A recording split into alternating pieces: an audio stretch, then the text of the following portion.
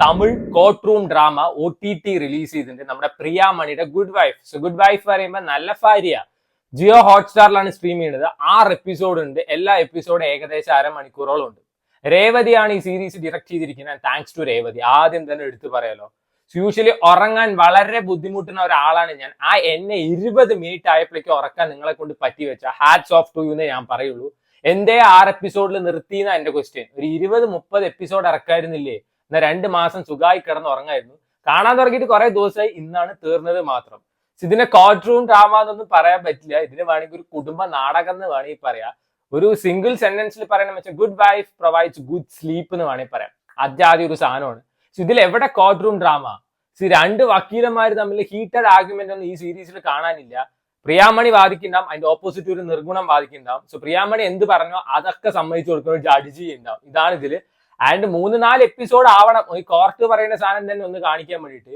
ഇവര് വന്നിട്ട് മറ്റേ എന്താണ് അരിസിപ്പരിപ്പ് സാദം ഉണ്ടാക്കി കഴിക്കുന്നതും അടൈ ഉണ്ടാക്കി കഴിക്കുന്നതും കുനാഫ ഏത് വാങ്ങിക്കുന്നതെന്ന് തീരുമാനിക്കുന്നതും പാവയ്ക്കാ പൊരിയൽ എങ്ങനെ ഉണ്ട് പറയുന്നതും പിന്നെ എന്നും കേക്ക് വെട്ടലാണ്.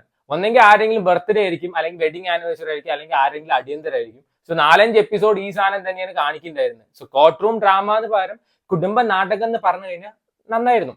സോ ഇത് ബാഡ് ആണ് അല്ലെങ്കിൽ ഏറ്റവും മോശമാണെന്ന് ഞാൻ പറയാം. This is so boring. നിങ്ങൾ എന്തോ കണ്ടുപിടിച്ചോ, നിങ്ങൾ ആരെ പുറത്തിറക്കിക്കോ, ഞങ്ങൾക്കൊന്നുമില്ല. ആ ഒരു മൈൻഡ് സെറ്റിലാണ് ഈ സീരീസ് പോണത്.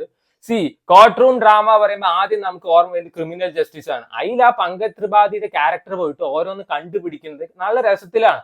ആളുടെ ചില കോമഡി ഉണ്ടാവും, ആളുടെ കുറച്ച് എക്സ്പ്രഷൻസും കാര്യങ്ങളൊക്കെ ഉണ്ട്. നല്ല രസത്തിൽ പോവാ.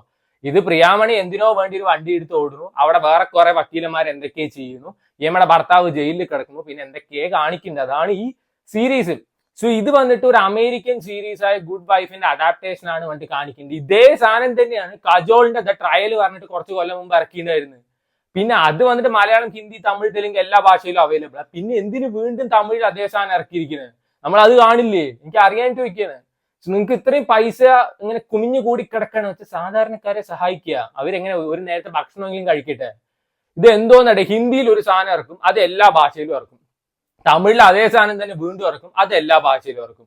സോ കജോളിന്റെ ആ സീരീസിൽ എനിക്ക് തോന്നുന്നു ഈ അവിഹിതം കാണിക്കുന്ന സമയത്ത് അത് കുറച്ച് ക്ലിപ്പിംഗ് ആയിട്ട് കാണിക്കുന്നുണ്ട്. ഇത് വന്നിട്ട് അവിഹിതം പറയുമ്പോൾ 4-5 ഫോട്ടോസിലൂടെ കാണിക്കുന്നുണ്ട്. പിന്നെ കജോൾ അതിൽ ചെകിട്ടത്ത് അടിക്കുന്ന ഒരു സീനൊക്കെ ഉണ്ട്. ഇതിൽ അതൊന്നുമില്ല. അത്രേ വ്യത്യാസമുള്ളൂ. ബാക്കിയെല്ലാം ഡിറ്റോ തന്നെയാണ്.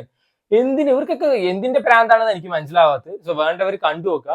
പ്രിയാമണി അത്യാവശ്യം നന്നായി പെർഫോം ചെയ്തിട്ടുണ്ട്. വേറെ ഒരൊറ്റ എണ്ണം മര്യാദയ്ക്ക് പെർഫോം ചെയ്തിട്ടില്ല. ഒന്നുമില്ല പെർഫോം ചെയ്യാൻ. സോ പ്രിയാമണി ഇതിലും നന്നായിട്ട് എനിക്ക് തോന്നുന്നു ഗ്രാൻഡ് മാസ്റ്ററിൽ ആ റോൾ ചെയ്തിട്ട് തോന്നുന്നു. സോ വേണ്ടവർ കണ്ടു നോക്കുക. എനിക്കൊന്നും ഒട്ടും മറക്കായില്ല. സുഖമായി കിടന്ന് ഉറങ്ങാൻ പറ്റിയ സീരീസ് ആണ്.